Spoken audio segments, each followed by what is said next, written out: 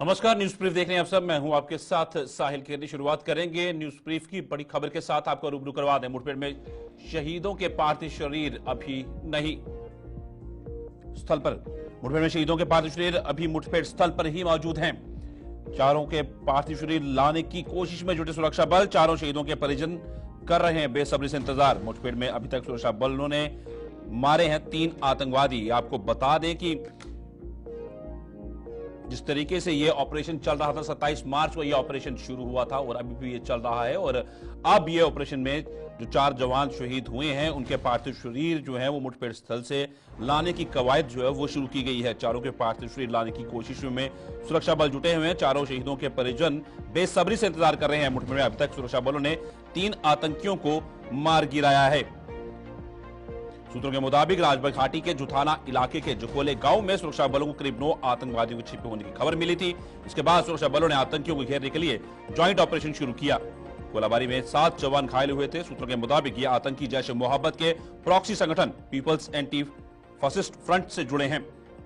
सुरक्षा बलों ने दोपहर सर्चिंग ऑपरेशन शुरू किया। सेना, बीएसएफ, सीआरपीएफ, एसओजी की joint team thermal imaging drone, helicopter, bullet proof वाहन और खोज कुत्तों की मदद से सर्च ऑपरेशन चला रही थी।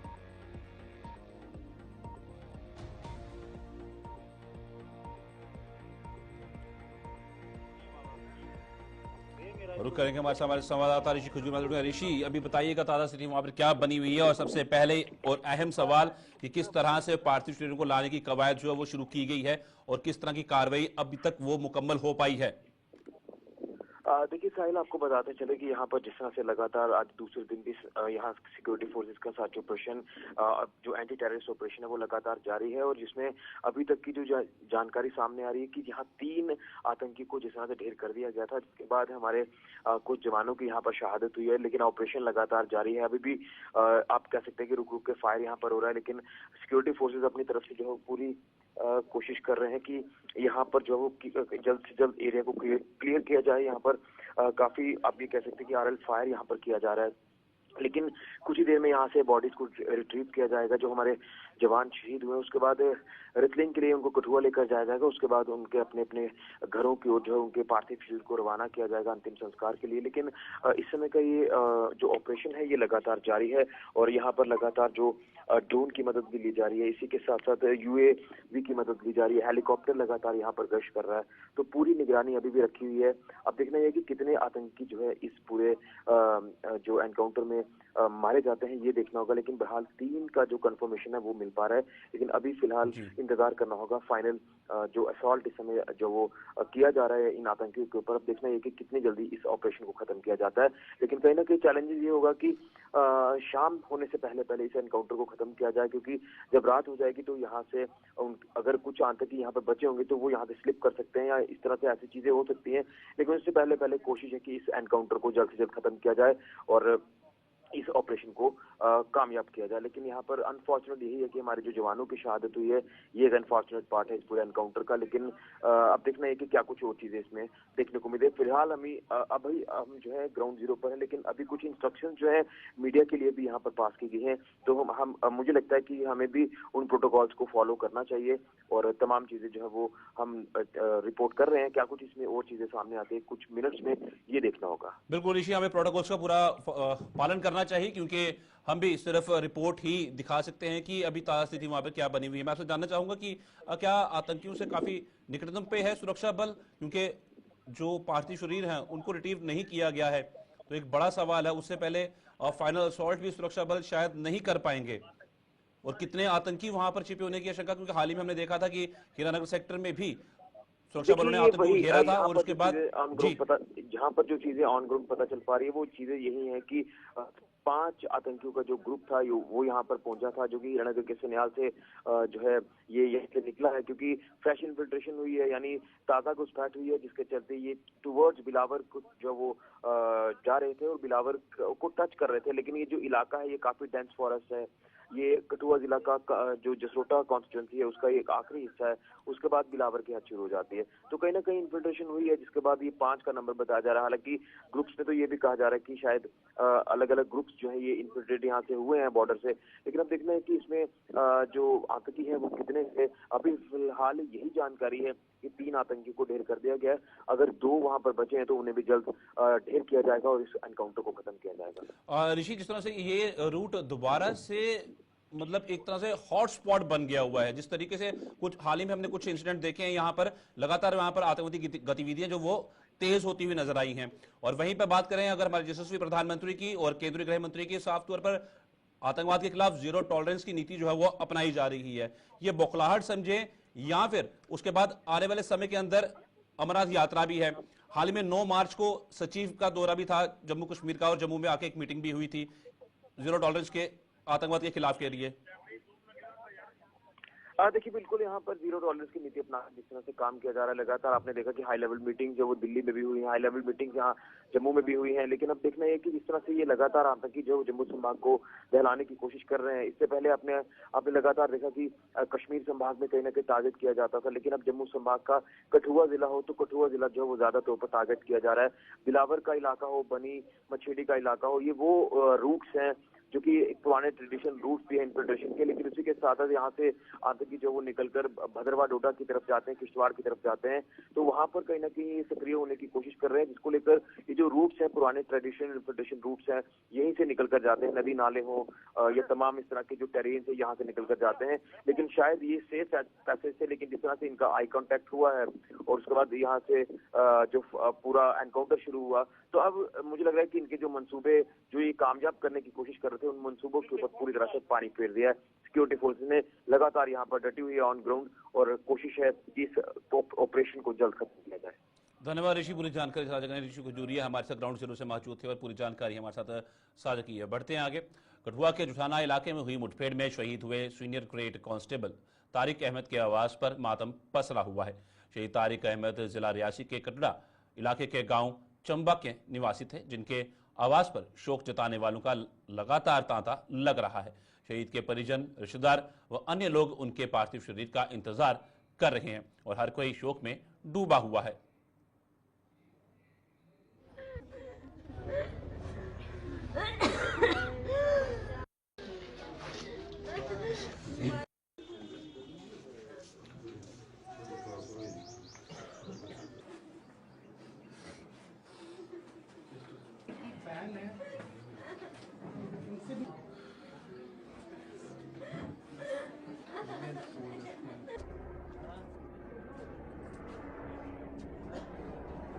इसी उम्र में बड़े थे, छोटे थे।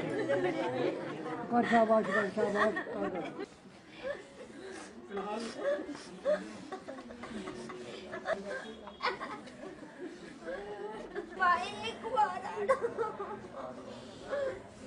जो तारिक साहब थे वो देश के लिए शहीद हो गए हैं। वो शहीद ही नहीं हो गए, उनको 3-4 रुतबे मिले हैं। एक तो माह रमज़ान है, दूसरा आज जुमातुल विदा है, तीसरा लैलतुल कदर थी।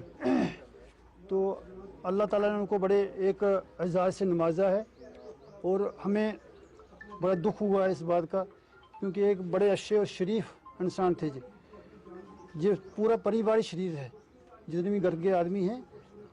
लेकिन जो अल्लाह को मंजूर होता है वो होता है, खुदा के आगे तो कोई पेश नहीं चलती है। लेकिन जो हुआ बड़ा गलत हुआ, ये बड़े अफसोस की बात है। हम तमाम हजरात जितने बैठे हुए हैं इनके दुख में शामिल हैं इनके, और हम दुआ करते हैं कि अल्लाह ताला उनको जन्नत में आला से आला मकान अता फरमाए। मैं कहना चाहता हूँ कि एक बहुत बड़ा लॉस इनके घर को तो हुआ ही हुआ, लेकिन पूरे गांव को, पूरे देश को एक लॉस हुआ कि एक नौजवान जो देश के लिए लड़ता हुए शहीद हो गए।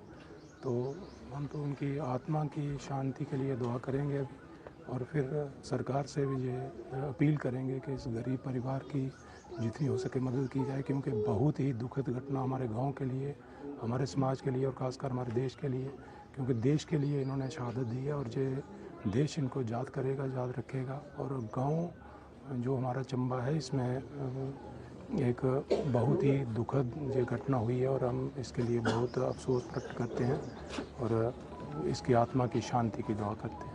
अच्छा ये दुख दे असें घरे जेह्का बड़ा दुख दे होया, लेकिन उन्हें मुल्क वास्ते शहीद होया और अपनी जनानी जेह्की कुर्बानी दित्ती अपनी जान दी। ये पर उन्हें थोड़ा भरोसा भी है और अल्लाह पर भरोसा भी करते हैं पर उसकी आत्मा ठीक ठाक अग्गे में ठीक रहे। कठुआ मुठभेड़ में शहीद हुए जवानों को विभिन्न सियासी दलों के नेताओं ने अपनी श्रद्धांजलि देते हुए उनके परिजनों से सांत्वना जताई है। डिप्टी सीएम सुरेंद्र चौधरी और भाजपा के प्रदेश अध्यक्ष सत शर्मा ने शहीदों को नमन किया है। सुरेंद्र चौधरी ने कहा है कि इन चारों वीरों ने अपने देश के लिए जानें दी हैं और उन्हें हमेशा याद रखा जाएगा। दूसरी ओर सत शर्मा ने भी शहीदों को याद करने के साथ साथ जम्मू कश्मीर में हालत खराब करने के लिए पाकिस्तान की फजीयत की है। आइए आपको बताते हैं क्या कहना है दोनों नेताओं का। लगेंगे मेले, वतन पे मिटने वालों का यही आखिरी निशान होगा। मेरा उन जवानों को सलाम है जिन्होंने हम लोगों की हिफाजत के लिए अपनी जानें कुर्बान कर दी। बदकिस्मती है कि आज वो बच्चे हमें छोड़ के चले गए। कहते हैं जिस तन लागे वो तन जाने, क्या जाने पीर पराई। आज उनके परिवारों में हम समझ सकते हैं कि उनका कितना दुख है उनके घरों में, लेकिन उन बच्चों ने इस देश को, इस जम्मू कश्मीर को मजबूत करने के लिए अपनी जानें कुर्बान की हैं। और आज क्योंकि जिस दिन ये लोग वहाँ से आए उसी दिन मैं हीरानगर, उसी जगह से मेरा प्रोग्राम था, वहाँ से मैं निकला था और जेठाना जहाँ हुआ है वहाँ मैं ब्रिज को उसी दिन देखने गया था। तो देखिए ये ज़िंदगी का है, लेकिन जो लोग आज चले गए हैं उनके लिए हमेशा यही श्रद्धांजलि है सच्ची कि हमेशा उन्हें याद रखें। और उनके परिवार के साथ गवर्नमेंट पूरा, उमर अब्दुल्ला सरकार बिल्कुल शाना बचाना उनके साथ है। लेकिन इस दुख की घड़ी में, लेकिन जो परिवार में से लोग चले गए हैं उनको हम वापस नहीं ला सकते, लेकिन उनके परिवारों के लिए जो भी हमसे होगा, सरकार से होगा, उसको करेंगे। पाकिस्तान ने हर बार मार खाई है। 1965 का युद्ध, 1971 का युद्ध, 1999 का युद्ध और छद्म युद्ध के माध्यम से भी भारतवर्ष में वातावरण खराब करने की कोशिश की है। उन्हीं गतिविधियों को आगे बढ़ाते हुए जब उनको लगा कि सीमा के ऊपर प्रहरी बनकर रक्षा करने वाले हमारे सैनिक कभी टेररिस्ट को अलाउ नहीं करेंगे, तो ऐसे समय में उनके माध्यम से जिस तरीके से सीमा पार से कुछ लोगों द्वारा लगातार से हमला होता है, टेररिस्ट के माध्यम से हमला होता है, कठुआ में एनकाउंटर जो है वो जारी है। बहुत कोशिश की जा रही है और मेरा मानना है कि जल्द हमारे सुरक्षा बल के लोग, हमारे सैनिक जो हैं वो सफल होंगे। जितने भी लोग बॉर्डर पार से यहाँ पर आए हैं वो सभी के सभी जिंदा वापस नहीं जाएंगे, मेरा एक ऐसा मानना है। हमारे कुछ सुरक्षा बल के लोग भी जो हैं वो शहीद हुए हैं। मेरी संतावना उनके परिवार के साथ है। मैं भगवान से यही प्रार्थना करना चाहता हूँ कि कम से कम हमारी कैजुअलिटी हो और जो हमारे बीच में नहीं रहे उनके परिवार को जो है वो दुख सहने की शक्ति मिले। लेकिन पाकिस्तान को इन चीज़ों से बाहर आना चाहिए। पाकिस्तान आज कहाँ पहुँच चुका है? एक साथ आज़ाद हुए दो देश, भारत कहाँ पहुँचा है और पाकिस्तान कहाँ पहुँचा है। पाकिस्तान को हर बार की तरह मुंह की खानी पड़ेगी, इसमें कोई दो राय। कठुआ के जुठाना इलाके में आतंकियों के साथ हुई मुठभेड़ में शहीद हुए जवानों को देश भर के साथ साथ जम्मू कश्मीर में भी भावभीनी श्रद्धांजलि दी जा रही है। शहीद जवानों को नमन करने के साथ साथ पाकिस्तान के खिलाफ प्रदर्शनों का सिलसिला भी शुरू हो गया है। जम्मू में आज शिवसेना, डोगरा फ्रंट और राष्ट्रीय बजरंग दल ने शहीदों को श्रद्धांजलि दी और साथ ही साथ दोनों संगठनों में पाकिस्तान के खिलाफ भी बेहद गुस्सा देखा गया। डोगरा फ्रंट और राष्ट्रीय बजरंग दल ने केंद्र सरकार से अब पाकिस्तान को करारा सबक सिखाने की मांग की और साथ ही साथ उन सियासी दलों के नेताओं को भी खूब खरी खोटी सुनाई जो पाकिस्तान के साथ बातचीत का दौर शुरू करने की हिमायत कर रहे हैं। हमारे शहीद, हमारे शहीद, हमारे शहीद, पाकिस्तान से बाहर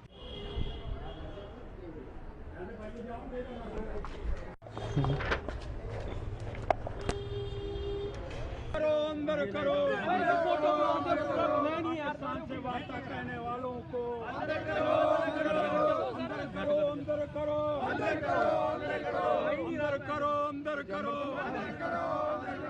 हमारे शहीद, हमारे शहीद, हमारे शहीद, हमारे शहीद। 3 शहीद हुए, एक डीवीएसपी को गोली लगी। और जम्मू कश्मीर विधानसभा के अंदर हम डिस्कस क्या कर रहे हैं? पाकिस्तान से बातचीत होनी चाहिए और उसकी परमिशन कौन दे रहा है? स्पीकर। स्पीकर को बिजनेस रूल के विषय के अंदर जानकारी नहीं है। माननीय उपराज्यपाल जी, पाकिस्तान से बातचीत करने के लिए जम्मू विधानसभा के अंदर डिस्कशन होगा। आपसे अनुरोध करना चाहता हूं, स्पीकर के विषय के अंदर विचार करने का प्रयास करो। अरे स्पीकर जी, आप कैसे किसी को परमिशन दे सकते हैं विधानसभा के अंदर कि पाकिस्तान का बारे में चर्चा होनी चाहिए? आप एलजी के बारे में चर्चा करते हैं, मिली भगत तो नहीं है डोडा वाले के साथ। ये जो एक घटना घटी है, इसके लिए हमारा बहुत बड़ा नुकसान हुआ है। माननीय श्रीमान गृह मंत्री महोदय, स्ट्रॉन्ग कदम उठाने का प्रयास करो और कोई ऐसी फोर्सेस जो पाकिस्तानी समर्थक है, पाकिस्तान से बातचीत होनी चाहिए। वो हमारे शहीद मारे, हम बातचीत करें, शर्म नहीं आ रही? आर पार एक ही बार 65-71 की जंग और पाकिस्तान को, बलूचिस्तान को साथ में मिलाओ और पाकिस्तान को समाप्त करो। इस पाकिस्तान को सबक सिखाने में देरी की जा रही है, यह पूरा देश आज केंद्र सरकार से पूछ रहा है। कब तक हम इसी प्रकार से अपने जवान खोते रहेंगे? कब तक हमारे जवान जो है इसी प्रकार से शहादत देते रहेंगे? आज किसी बहन ने अपना भाई खो दिया, किसी बहन ने अपना सुहाग खो दिया, किसी मां ने अपना बेटा खो दिया। उनके घरों के अंदर आज मातम है, लेकिन देश को गर्व है कि हमारे इन जवानों ने देश के लिए अपने प्राणों की आहुति दी है। लेकिन इन आतंकवादियों को, मैं केंद्र सरकार से कहना चाहता हूं, इन आतंकवादियों को जिनका कहा जाता है कि कोई धर्म नहीं, इनका जिंदा जलाने का काम और इनकी डेड बॉडियों को चौक के बीच में जलाने का काम जो है वो केंद्र सरकार ने करना चाहिए। और वो लोग जो बार बार पाकिस्तान से बातचीत करने की बात करते हैं, आज कहां चुप हो गए? क्या उनके मुंह में दही जम गया क्या? कहां हैं वो लोग जो कहते हैं कि पाकिस्तान से बातचीत होनी चाहिए? क्यों बातचीत होनी चाहिए? जो बार बार हमारे जवानों को शहीद किया कर रहा है, क्या उससे बातचीत होनी चाहिए? पूरा देश एक तरफ है जो कहता है कि इस पाकिस्तान को सबक सिखाना चाहिए। गोली और बोली कभी इकट्ठी नहीं। जम्मू के श्री लक्ष्मी नारायण मंदिर से हर साल की तरह इस बार भी चैत्र 14 पर पुरमंडल स्थित भगवान शिव के मंदिर के लिए वार्षिक छड़ी यात्रा का आयोजन किया गया। यह छड़ी जम्मू और वीरपुर स्थित मंदिर से होते हुए पुरमंडल के लिए रवाना हुई। पवित्र छड़ी को श्री लक्ष्मी नारायण मंदिर में पारंपरिक पूजा अर्चना के बाद जम्मू से प्रस्थान करवाया गया। श्री लक्ष्मी नारायण मंदिर मैनेजमेंट ट्रस्ट के अध्यक्ष ठाकुर गुलचैन सिंह चाड़क और बाहू विधानसभा के विधायक विक्रम रंधावा भी इस मौके पर मौजूद थे।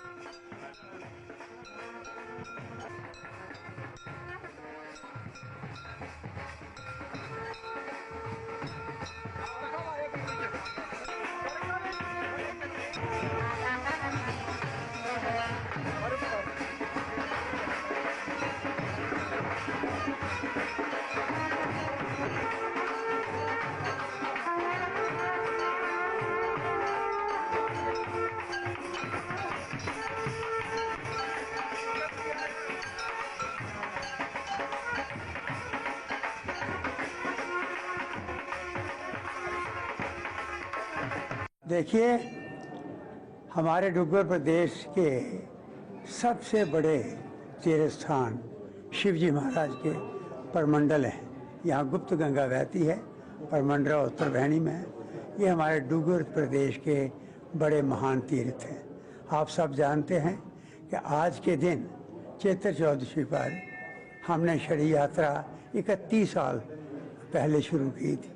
ये 31वीं यात्रा है।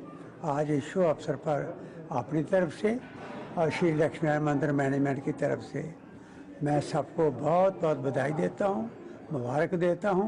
भगवान शिव के चरणों में प्रार्थना करता हूँ हमें शक्ति दे।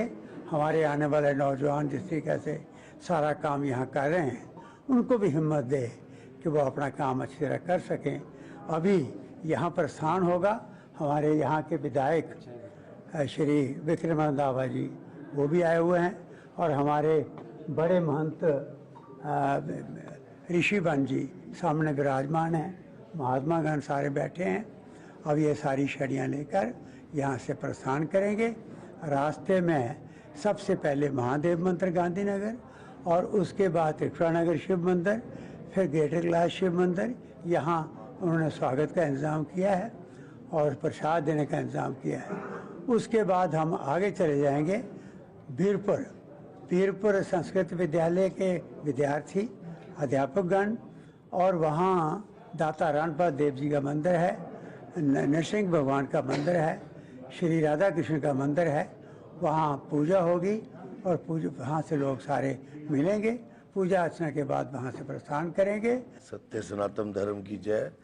चैत्र नवरात्रों से पूर्व आगमन से पहले ही हर वर्ष की तरह जो हमारी सदा से एक रिवायत चलती आ रही है उसके मुताबिक ही आज यहाँ शरी का यहाँ से विराजमान शरी यहाँ से होगी पवित्र लक्ष्मी नारायण जी के स्थान से। और मुझे लगता है कि ये हम सब के लिए बड़ा सौभाग्य है कि हम ईश्वरीय कार्य के साथ जुड़ते हैं और बेहतरीन तरीके से 3 दिन का जो वहाँ पर भव्य समागम होता है यही सनातन की सबसे बड़ी मजबूती है।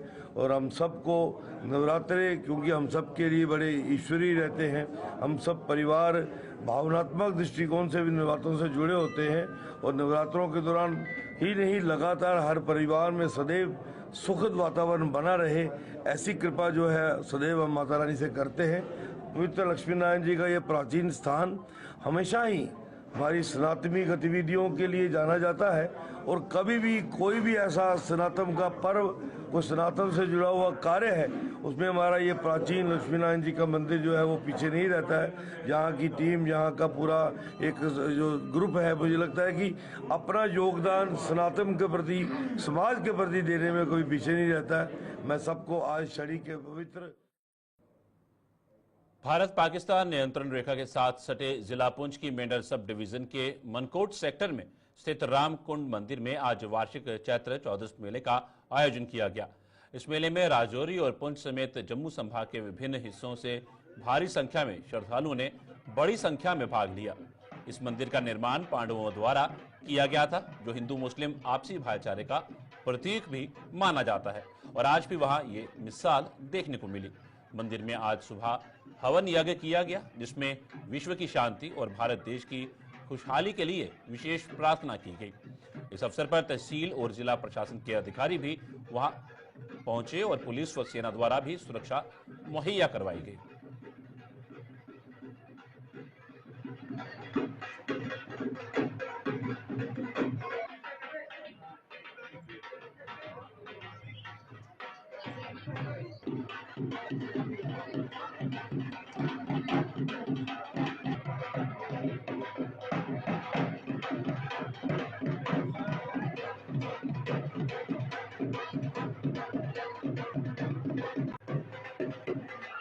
यहाँ पर जो रामकुंड तीर्थ की जो समिति है, जो यहाँ के समिति के अंदर काम करने वाले सदस्य हैं, उनको बहुत बहुत बधाई देता हूँ कि एक दूर दराज ये क्षेत्र होने के कारण यहाँ पर बहुत सी व्यवस्थाएं करने में बड़ी कठिनाई आती है, लेकिन यहाँ की व्यवस्थाएं, यहाँ जो आज हर वर्ष की भांति ये जो चैत्र चौदस का जो मेला लगता है, ये हर साल जो है दिन प्रतिदिन जो है इसमें और ज्यादा बढ़ोतरी हो रही है। और आप देख रहे हैं कि पूरे जिले भर से नहीं बल्कि दूसरे जिलों से भी लोग यहाँ पर जो है दर्शन करने के लिए आ रहे हैं।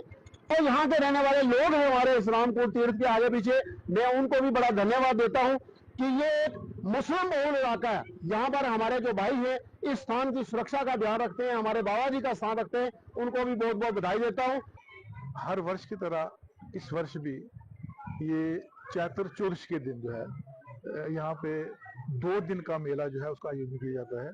तो यहाँ इस मेले में पूरे J&K से ज्यादातर तो यहाँ पुंछ के राजौरी के लोग होते हैं, लेकिन जम्मू से लोग जो है वो भी यहाँ पे जो है आते हैं और जो है यहाँ पे दर्शन करते हैं। यहाँ पे ये कुंड है 3, राम कुंड, लक्ष्मण कुंड, सीता कुंड, इनमें स्नान करते हैं। ये प्राचीन तीर्थ स्थान है यहाँ पे, क्योंकि ये सैकड़ों साल नहीं, ये हजारों साल पुराना स्थान है जब भगवान राम जी यहाँ पर आए थे।